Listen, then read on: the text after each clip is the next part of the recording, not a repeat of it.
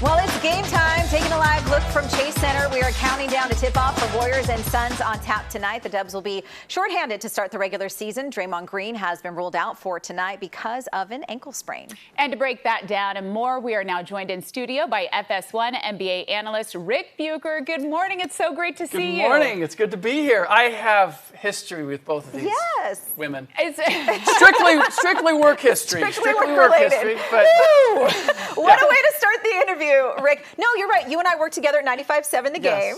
And then we hosted a radio show for 4 years. Notice how quick they are to explain exactly what that relationship was. Yes. But speaking of new relationships. I know. Reed might have a thing to say about this. Reed is coming in. I don't know if you've met our bodyguard, Reed Cowan. I did. He's here to protect our integrity. integrity. He was a little nicer before.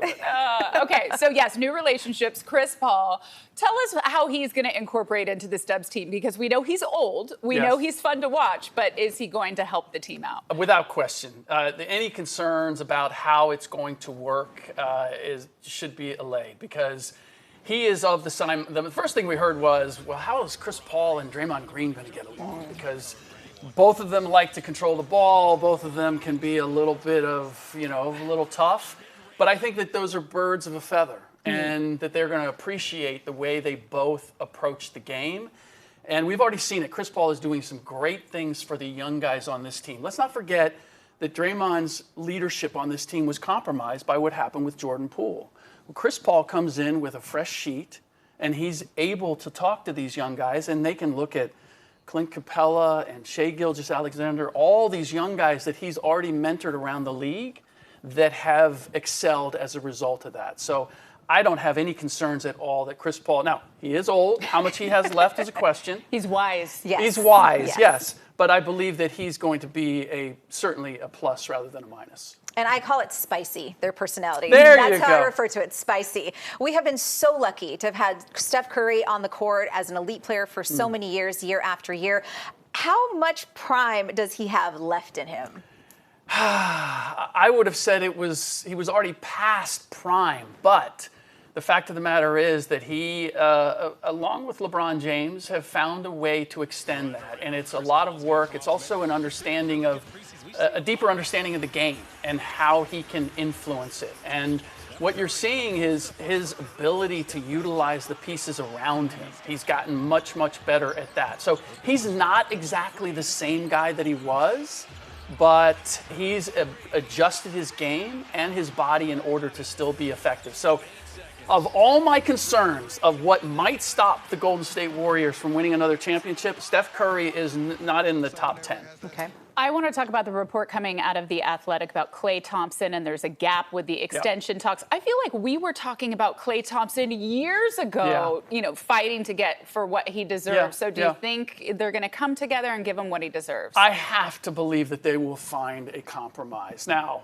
is Klay Thompson still a max player? That's the big question. And after the 2 surgeries, the 2 injuries, the fact that he's back and playing competitively is a huge, huge plus and a huge accomplishment. But the idea that he's still a max player, they're paying a lot of other guys. They have other guys still to pay. But the same questions about Draymond Green. Would Draymond Green be staying, or was he going to take money to go someplace else?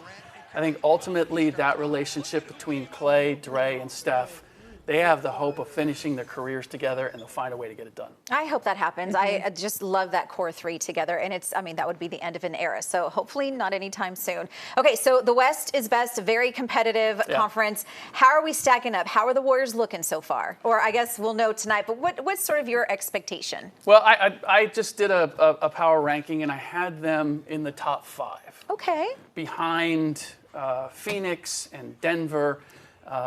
And there was one more in that mix. But among the old guard, I have them number 1. And so, but the big question is anybody going to beat the Denver Nuggets? They have that 7-foot riddle called Nikola Jokic. And figuring out how that they're going to take care of him or beat him is going to be the question. But look, 2 years ago, and I hope Warriors fans understand this, you got a bonus 2 years ago. Teams do not win championships. They're not dynastic. And then fall off the map for 2 years, fall off the cliff for 2 years, and then come back and win another championship. So I don't put anything past their ability to do it again, but let's look at it as a bonus and not an expectation.